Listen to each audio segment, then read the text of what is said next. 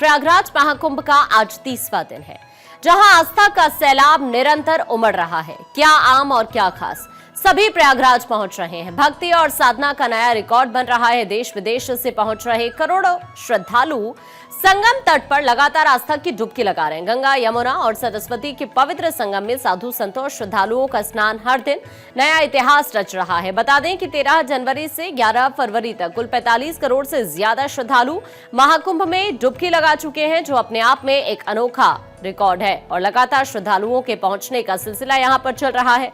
कल चूंकि और भी ज्यादा खास मौका हो जाता है, माघी पूर्णिमा कल रहने वाली है और उससे पहले एक बार फिर से बड़ी संख्या में जो श्रद्धालु हैं वो यहां पर पवित्र स्नान करने के लिए पहुंच रहे हैं।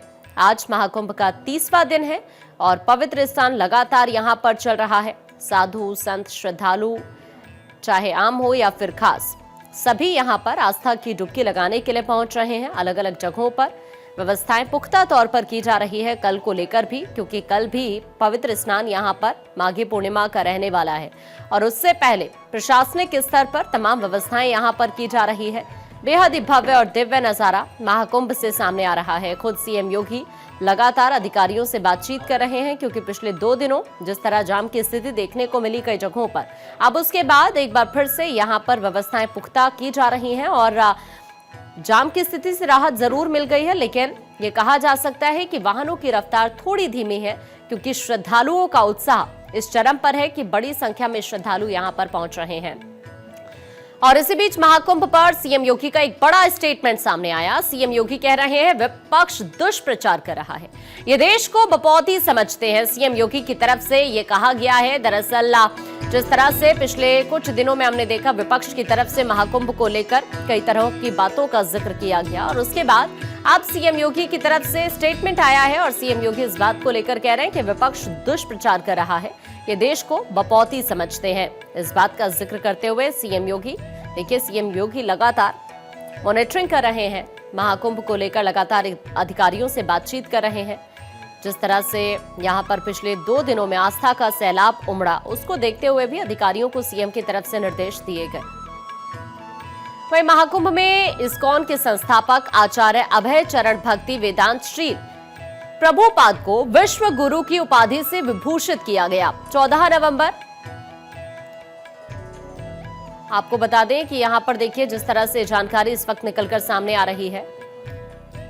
अभी तक जो यहां पर महाकुंभ को लेकर आंकड़ा सामने आ रहा है, 45 करोड़ से ज्यादा ऐसे श्रद्धालु हैं जो यहां पर अभी तक पवित्र स्नान कर चुके हैं।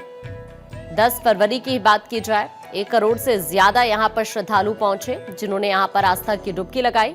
और कल माघी पूर्णिमा का मौका है, कल भी अनुमान इसी तरह का जाहिर किया जा रहा है कि 1 करोड़ से ज्यादा श्रद्धालु कल भी यहां पर मौजूद रहने वाले हैं, जो आस्था की डुबकी यहां पर लगाने वाले हैं। महास्नान को लेकर किस तरह के इंतजाम किए गए हैं वो भी हम आपको स्क्रीन पर बता रहे हैं। 52 नए आईएएस, आईपीएस, पीसीएस अफसर की तैनाती यहां पर की गई है और विशेष विमान से एसटीएफ चीफ अमिताभ यश यहां पर भेजे गए हैं। 13 फरवरी तक गाड़ियों की एंट्री पर यहां बैन लगा दिया गया है। इस तरह की माघी पूर्णिमा को लेकर यहां पर व्यवस्था की जा रही है।